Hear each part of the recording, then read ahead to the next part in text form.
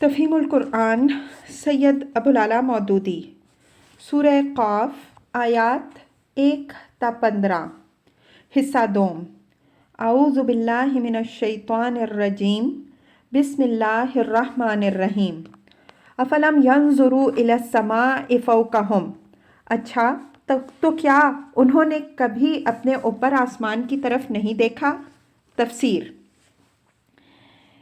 یہ اوپر کی 5 آیتوں میں کفار مکہ کے موقف کی نامعقولیت واضح کرنے کے بعد اب بتایا جا رہا ہے کہ آخرت کی جو خبر محمد صلی اللہ علیہ وآلہ وسلم نے دی ہے اس کی صحت کے دلائل کیا ہیں۔ اس مقام پر یہ بات اچھی طرح سمجھ لینی چاہیے کہ کفار جن 2 باتوں پر تعجب کا اظہار کر رہے تھے ان میں سے ایک یعنی محمد صلی اللہ علیہ وسلم کی نبوت کے برحق ہونے کی 2 دلیلیں ابتدا میں دی جا چکی ہیں۔ اول یہ کہ وہ تمہارے سامنے قرآن مجید پیش کر رہے ہیں جو ان کے نبی ہونے کا کھلا ہوا ثبوت ہے۔ دوم یہ کہ وہ تمہاری اپنی ہی جنس اور قوم اور برادری کے آدمی ہیں، اچانک آسمان سے یا کسی دوسری سرزمین سے نہیں آ گئے ہیں کہ تمہارے لیے ان کی زندگی اور سیرت و کردار کو جانچ کر یہ تحقیق کرنا مشکل ہو کہ وہ قابل اعتماد آدمی ہیں یا نہیں، اور یہ کہ قرآن ان کا اپنا گھڑا ہوا کلام بھی ہو سکتا ہے یا نہیں۔ اس لیے ان کے دعوی نبوت پر تمہارا تعجب بے جا ہے۔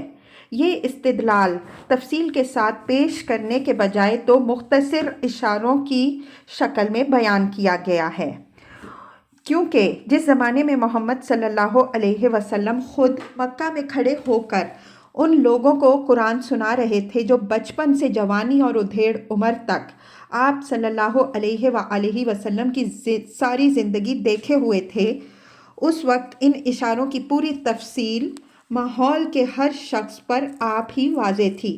اس لیے اس کو چھوڑ کر اب تفصیلی استدلال اس دوسری بات کی صداقت پر کیا جا رہا ہے جس کو وہ لوگ عجیب اور عقل سے بعید کہہ رہے تھے۔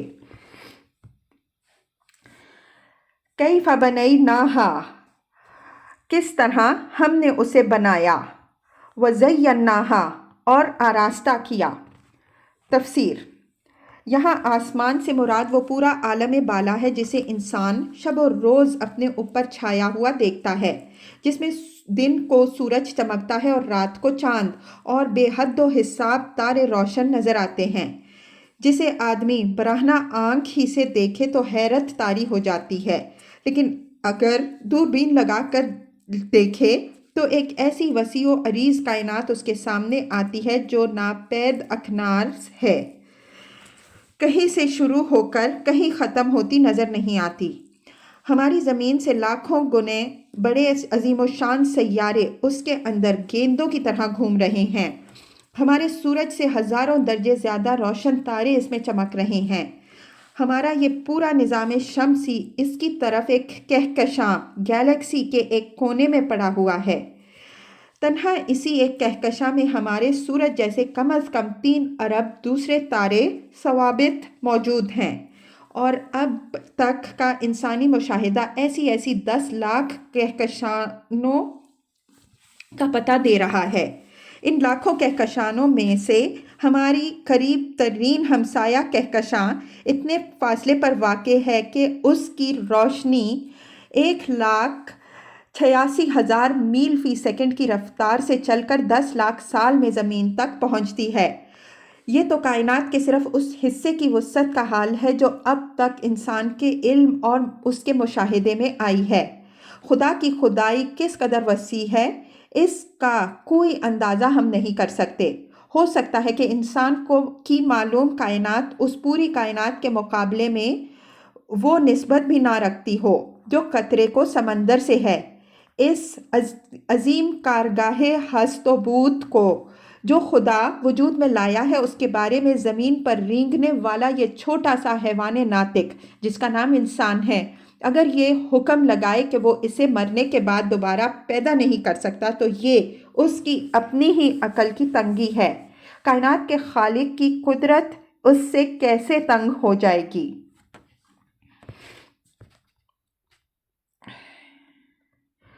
وَمَا لَهَا مِن فُرُوجٍ اور اس میں کہیں کوئی رخنہ نہیں ہے۔ تفسیر یعنی اپنی اس حیرت انگیز وسعت کے باوجود یہ عظیم الشان نظام کائنات ایسا مسلسل اور مستحکم ہے اور اس کی بندش اتنی چست ہے کہ اس میں کسی جگہ کوئی دراڑ یا شگاف نہیں ہے اور اس کا تسلسل کہیں جا کر ٹوٹ نہیں جاتا۔ اس چیز کو ایک مثال سے اچھی طرح سمجھا جا سکتا ہے۔ جدید زمانے کے ریڈیائی حیت دانوں نے ایک کہکشانی نظام کا مشاہدہ کیا ہے جسے وہ منبع 3 جیم 295 سورس 3C 295 کے نام سے تعبیر کرتے ہیں۔ اس کے متعلق ان کا اندازہ ہے کہ اس کی جو شعاعیں ہم تک پہنچ رہی ہیں وہ 4 ارب سال سے بھی زیادہ مدت پہلے اس میں سے روانہ ہوئی ہوں گی۔ اس بعید ترین فاصلے سے ان شعاعوں کا زمین تک پہنچنا آخر کیسے ممکن ہوتا اگر زمین اور اس کہکشاں کے درمیان کائنات کا تسلسل کسی جگہ ٹوٹا ہوا ہوتا اور اس کی بندش میں کہیں شگاف پڑا ہوا ہوتا۔ اللہ تعالیٰ اس حقیقت کی طرف اشارہ کر کے دراصل یہ سوال آدمی کے سامنے پیش کرتا ہے کہ میری کائنات کے اس نظام میں جب تم ایک ذرہ سے رکھنے کی نشاندہی نہیں کر سکتے تو میری قدرت میں اس کمزوری کا تصور کہاں سے تمہارے دماغ میں آ گیا کہ تمہاری مہلت امتحان ختم ہو جانے کے بعد تم سے حساب لینے کے لیے میں تمہیں پھر زندہ کر کے اپنے سامنے حاضر کرنا چاہوں تو نہ کر سکوں گا۔ نہ صرف یہ امکان آخرت ہی کا ثبوت نہیں ہے بلکہ توحید کا بھی ثبوت ہے۔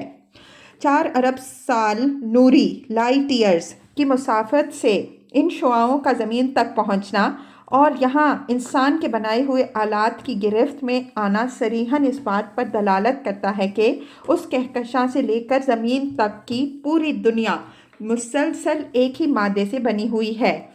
ایک ہی طرح کی قوتیں اس میں کار فرما ہیں اور کسی فرق و تفاوت کے بغیر وہ سب ایک ہی طرح کے قوانین پر کام کر رہی ہیں۔ اگر ایسا نہ ہوتا تو یہ شعاعیں نہ یہاں تک پہنچ سکتی تھیں اور نہ ان آلات کی گرفت میں آ سکتی تھی جو انسان نے زمین اور اس کے ماحول میں کام کرنے والے قوانین کا فہم حاصل کر کے بنائے ہیں۔ اس سے ثابت ہوتا ہے کہ ایک ہی خدا اس پوری کائنات کا خالق و مالک اور حاکم و مدبر ہے۔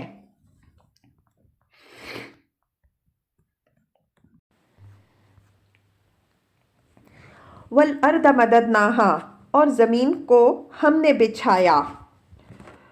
وَأَلْقَيْنَا فِيهَا رَوَاسِيَ اور اس میں ہم نے پہاڑ جمائے۔ وَأَنبَتْنَا فِيهَا مِن كُلِّ زَوْجٍ بَهِيجٍ اور اس کے اندر ہر طرح کی خوش منظر نباتات اگا دیں۔ تفسیر تشریح کے لیے ملاحظہ ہو تفہیم القرآن جلد دوم سورہ نحل حواشی 12-13-14 جلد سوم سورہ نمل حواشی 73-74 جلد چہارم سورہ زخرف حاشیہ 7۔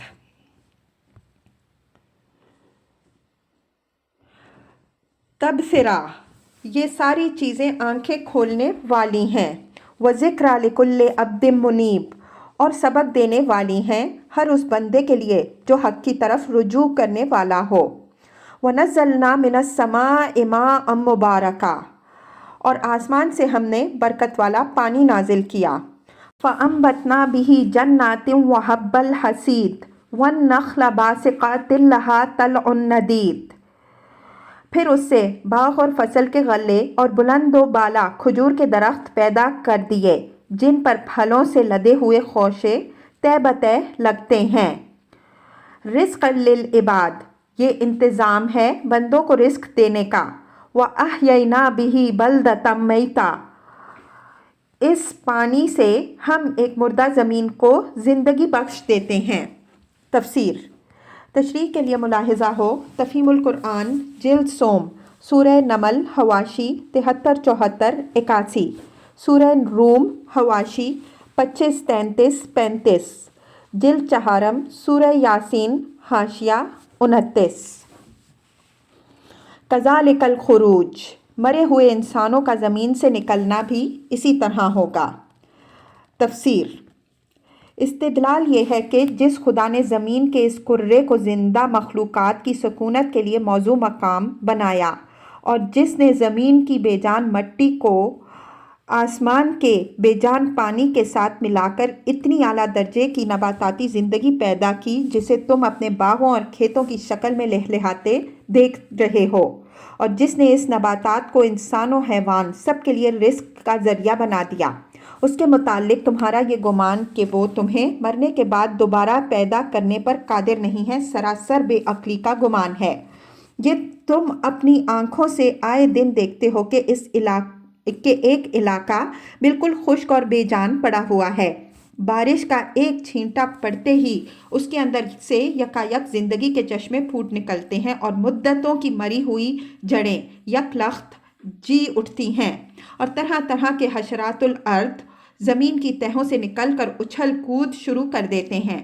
یہ اس بات کا کھلا ہوا ثبوت ہے کہ موت کے بعد دوبارہ زندگی ناممکن نہیں ہے۔ اپنے اس صریح مشاہدے کو جب تم نہیں جھٹلا سکتے تو اس بات کو کیسے جھٹلاتے ہو کہ جب خدا چاہے گا تم خود بھی اسی طرح زمین سے نکل آؤ گے جس طرح نباتات کی کونپلیں نکل آتی ہیں۔ اس سلسلے میں یہ بات قابل ذکر ہے کہ عرب کی سرزمین میں بہت سے علاقے ایسے ہیں جہاں بسا اوقات 5 برس بارش نہیں ہوتی، بلکہ کبھی کبھی اس سے بھی زیادہ مدت گزر جاتی ہے اور آسمان سے ایک قطرہ تک نہیں ٹپکتا۔ اتنے طویل زمانے تک تپتے ہوئے ریگستانوں میں گھاس کی جڑوں اور حشرات الارض کا زندہ رہنا قابل تصور نہیں ہے۔ اس کے باوجود جب وہاں کسی وقت تھوڑی سی بارش ہو جاتی ہے تو گھاس نکل آتی ہے اور حشرات الارض جی اٹھتے ہیں۔ اس لیے عرب کے لوگ اس استدلال کو ان لوگوں کی بنسبت زیادہ اچھی طرح سمجھ سکتے ہیں جنہیں اتنی طویل خشک سالی کا تجربہ نہیں ہوتا۔ کذبت قبلہم قوم نوح، ان سے پہلے نوح علیہ السلام کی قوم نے جھٹلایا، وَأَصْحَابَ الرَّسِّ، اور اصحاب رس نے۔ تفسیر۔ اس سے پہلے سورہ فرقان آیت 38 میں اصحاب رس کا ذکر گزر چکا ہے اور دوسری مرتبہ اب یہاں ان کا ذکر ہو رہا ہے، مگر دونوں جگہ انبیاء علیہم السلام کو جھٹلانے والی قوموں کے سلسلے میں صرف ان کا نام ہی لیا گیا ہے، کوئی تفصیل ان کے قصے کی بیان نہیں کی گئی ہے۔ عرب کی روایات میں الرس کے نام سے 2 مقام معروف ہیں، ایک نجد میں اور دوسرا شمالی حجاز میں۔ ان میں نجد کا الرس زیادہ مشہور ہے اور اشعار جاہلیت میں زیادہ تر اسی کا ذکر ملتا ہے۔ اب یہ تعین کرنا مشکل ہے کہ اصحاب الرس ان دونوں میں سے کس جگہ کے رہنے والے تھے۔ ان کے قصے کی بھی کوئی قابل اعتماد تفصیل کسی روایت میں نہیں ملتی، زیادہ سے زیادہ بس اتنی بات صحت کے ساتھ کہی جا سکتی ہے کہ یہ کوئی ایسی قوم تھی جس نے اپنے نبی کو کنویں میں پھینک دیا تھا، لیکن قرآن مجید میں جس طرح ان کی طرف محض ایک اشارہ کر کے چھوڑ دیا گیا ہے، اس سے خیال ہوتا ہے کہ نزول قرآن کے زمانے میں اہل عرب بالعموم اس قوم اور اس کے قصے سے واقف تھے اور بعد میں یہ روایات تاریخ میں محفوظ نہ رہ سکیں۔ وَثَمُودَ، اور سمود، وَعَاد، اور عاد، وَفِرْعَوْنَ، اور فرعون۔ تفسیر۔ قوم فرعون کے بجائے صرف فرعون کا نام لیا گیا ہے کیونکہ وہ اپنی قوم پر اس طرح مسلط تھا کہ اس کے مقابلے میں قوم کی کوئی آزادانہ رائے اور عظمیت باقی نہیں رہی تھی۔ جس گمراہی کی طرف وہ جاتا تھا قوم اس کے پیچھے گھسیٹتی چلی جاتی تھی۔